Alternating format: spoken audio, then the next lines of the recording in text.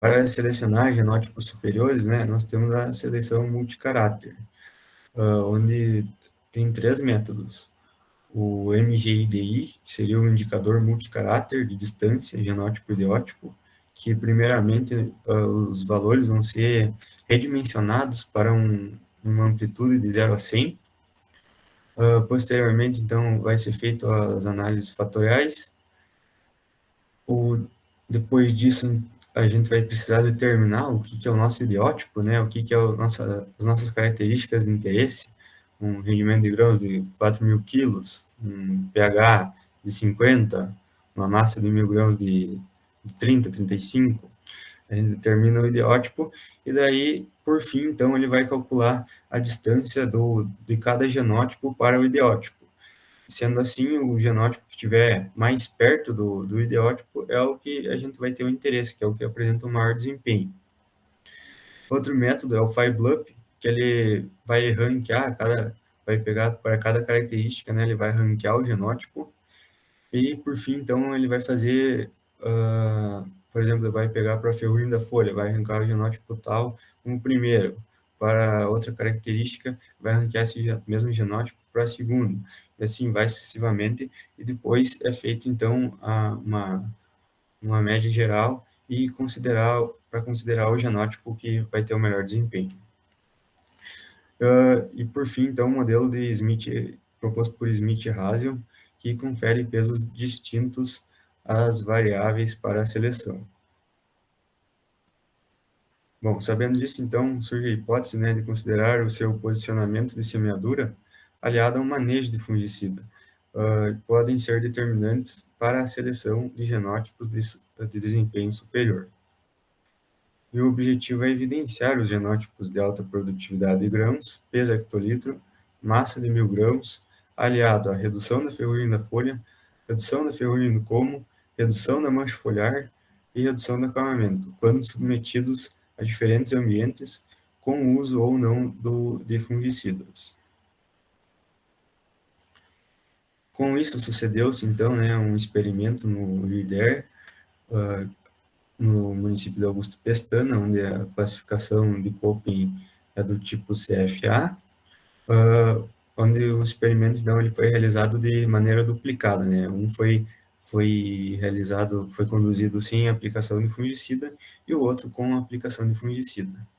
Eles estavam submetidos ao delineamento de blocos casualizados num esquema fatorial 26/10, onde, então, o primeiro fator, que era referentes cultivares, ele tinha 26 níveis, né, sendo eles as cultivares Bárbara Sul, Brisa Sul, Carla Sul, Chiara Sul, Dilma Sul, Fapa 4, Guapa, IAC 7, Afrodite, Louise, UPF 18, Temprama, Galdéria, Ouro, URS 21, Charrua, Corona, Estampa, Fapa Eslava, Guará, Guria, Penca, Tarimba, Taura, Torena e a URS 22. Todas essas cultivares, então, foram utilizadas dos anos de 2008 a 2017. A unidade experimental ela era constituída, então, de 5 linhas de semeadura, espaçadas 20 centímetros entre elas, né, com 5 metros de comprimento cada, totalizando, então, 5 metros quadrados de parcela. Como variáveis analisadas, então, a gente teve a produtividade de grãos, que ela foi obtida pelo corte das 3 linhas centrais de cada parcela, e posteriormente, então, no estágio de maturidade e colheita, e posteriormente, então, foram pesadas e convertidos para quilos por hectare. O peso hectolitro, então, ele é obtido por esse determinador aqui, né, onde tu coloca os grãos, por cima aqui, puxa essa parte metálica aqui, os grãos vão cair, tu fecha de novo, tira o excesso, e depois a parte que ficou, os grãos que ficaram na parte inferior, tu pesa eles e converte para o pH. A massa de 1.000 grãos foi obtida pela contagem de 1.000 grãos e seguida de pesagem. A mancha foliar em porcentagem foi determinada pela razão entre a área foliar necrosada e a área total da folha.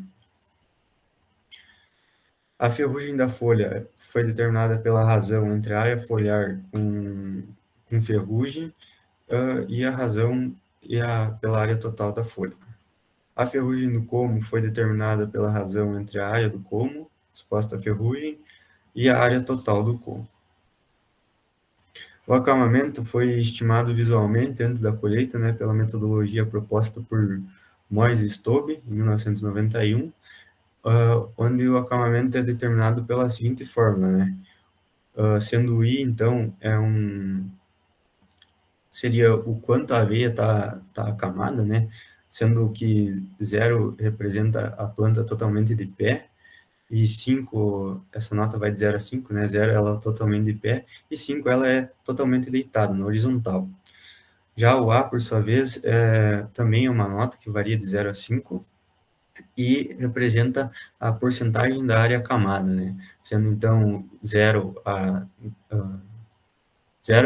nenhuma área acamada e 5 a lavoura totalmente acamada.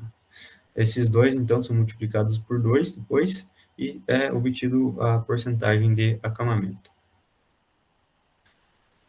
Bom, para identificação, então, né, primeiro a gente precisa visualizar as características de ano, né, que foram encontradas durante esses anos de cultivo. Como a temperatura média do ar, então, a gente vai ver que em 2009 ele teve altas médias para março e pequena para julho, perdão, indicando então alta amplitude, né, da temperatura nesse ano. 2017 também teve altas médias em abril e setembro, enquanto teve menor número em maio e junho. 2010 foi um ano bem próximo da média, com exceção de abril e outubro que tiveram valores bem reduzidos. Observando então a temperatura máxima do ar, a gente vê que em 2009, março, maio e junho tiveram valores bem inferiores, enquanto que em 2012 a gente teve maio, agosto e março com valores bem elevados. Já para a temperatura mínima, a gente vai ver que 2017 teve valor elevado ali para abril, teve valor reduzido em junho, em maio também, e setembro foi a menor. Partindo para a umidade relativa do ar, a gente vê que o ano de 2009 ele teve um valor bastante reduzido em abril. O ano de 2012 ele teve baixa média, né, em abril, em agosto, em junho, maio, março e setembro. Quase todos os meses do ano, então, ele teve valor bem reduzido de umidade relativa. Também destaco aqui 2009, que teve maio e março com valores bem abaixo também. Bem abaixo também. Bom, a precipitação, então, a gente visualiza, né, que teve alguma ocorrência de meses com mais de 300 milímetros de precipitação, que provavelmente ocasionaram danos, né, às culturas, sendo eles, né, 2016, em abril de 2016, junho de 2015,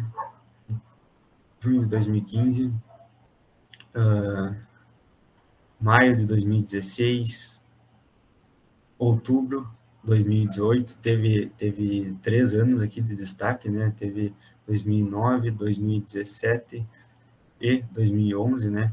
Outubro, que é um mês normalmente no período da Expo, né? É frequente, né?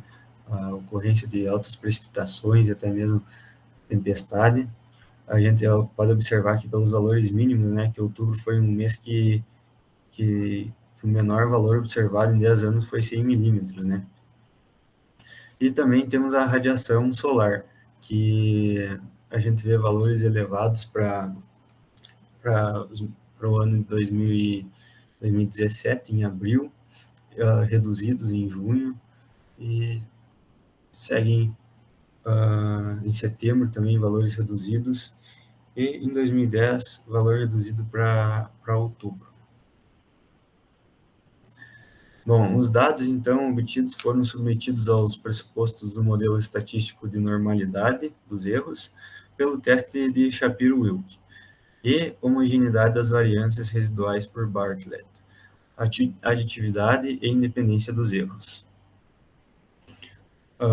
Bom, então, observando os dados sem fungicida, né, para massa de 1.000 grãos, a gente vai observar que houve significância tanto para ambiente como para genótipo, e também houve interação genótipo-ambiente para essa característica. Nessa tabela também consta os scores de adaptabilidade e estabilidade pela multivariada, né, a MMI, onde está o componente principal 1 e 2. Tenta observar que o componente principal 1 ficou com 35%, e o componente principal 2 ficou em 21,5%, totalizando 56,6%. Partindo para, ainda mantendo na massa de 1.000 grãos, mas no modelo com fungicida, né, a gente vai ver que também houve significância para o ambiente, houve significância para o genótipo e também interação genótipo-ambiente. No componente principal 1, teve 30,2%, e no componente principal 2, 27,3%, totalizando 57,5%. Partindo para o peso hectolitro sem fungicida, a gente vê que houve significância para o ambiente, significância para o genótipo e também a interação genótipo-ambiente. No componente principal 1, a gente viu 38,8% e 18,2% no componente principal 2, totalizando 57%. No peso hectolitro com fungicida, a gente vê significância para o ambiente, significância para o genótipo e também interação genótipo-ambiente. No componente principal 1 teve 33,8% e no componente principal 2, 18,1%, totalizando 51,8%. No rendimento de grão sem fungicida, também houve significância para o ambiente, significância para o genótipo e interação genótipo-ambiente. Foi visualizado no componente principal 37,3% e 22% para o componente principal 2, totalizando 59,3%. Já com fungicida, também houve significância para o ambiente, para o genótipo e interação genótipo-ambiente. No componente principal 1, teve 27,4% e no componente principal 2, 20,4%, totalizando 49,9%.